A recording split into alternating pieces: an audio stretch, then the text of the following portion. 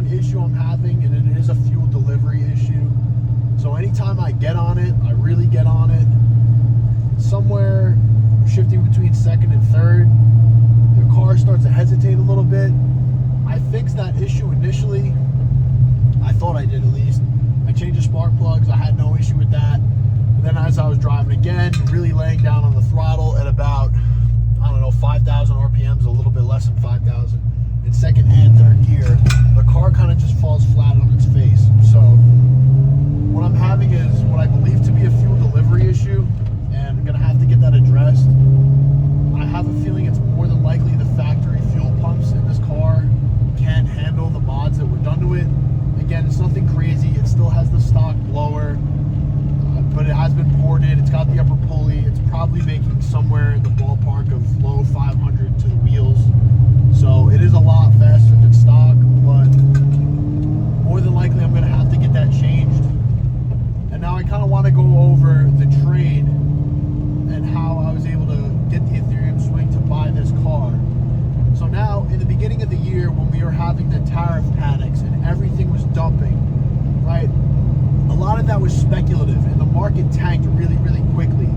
And there wasn't any real data backing this tank. People were just fear selling off their stocks, fear selling off their crypto, because they were under the impression that everything was going to get super, super crazy expensive and the economy was going to take a large hit, not really knowing essentially what Trump was going to do as a definitive, if he was going to back off on the tariffs, if other countries were going to lower their tariffs, because we had reciprocal tariffs, and in response we would lower ours.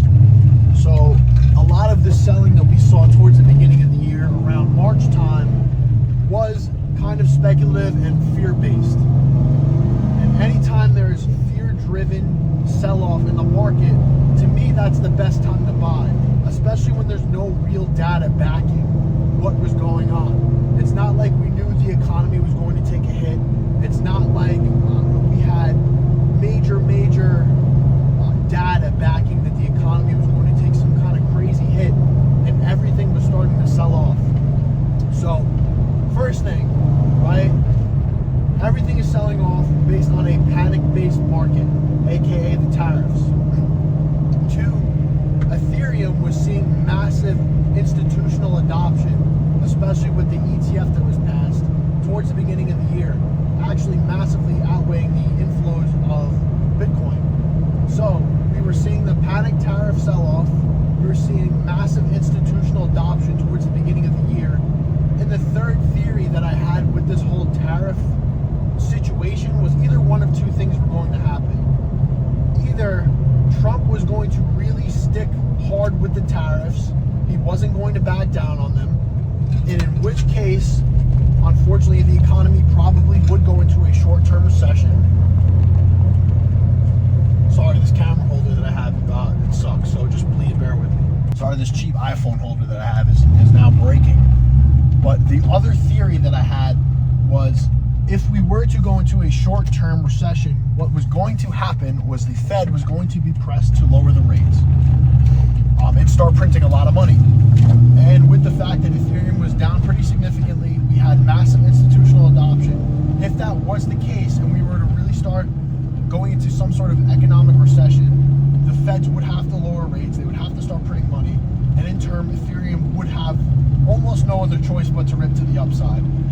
Now, I understood I probably would have had to sit in that position a little longer than I wanted to, but the majority of my Ethereum I'm holding for the long term.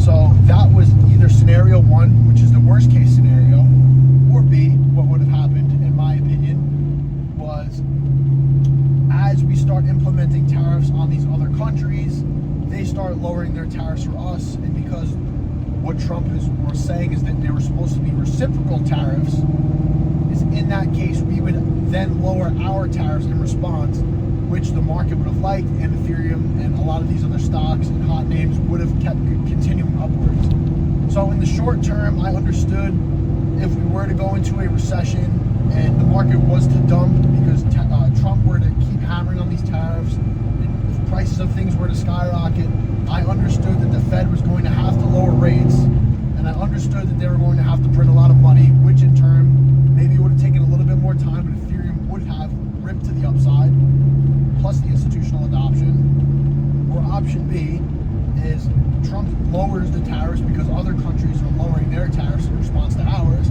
and then the market would have liked that, and Ethereum would have continued moving higher as well. So I sat in this trade from, I'll post a screenshot on here, but I think I got into this trade in March or April, and I ended up selling it in July. So a few month multi-swing, ended up over 100% on this trade, and that's pretty much what ended up getting me this car. Again, I guess part of it was luck, but at the end of the day, I really do believe in Ethereum long term, and I think with the two scenarios that I did lay out, that this trade would have ended up working regardless. I just might have had to sit in it a little bit longer than a few months.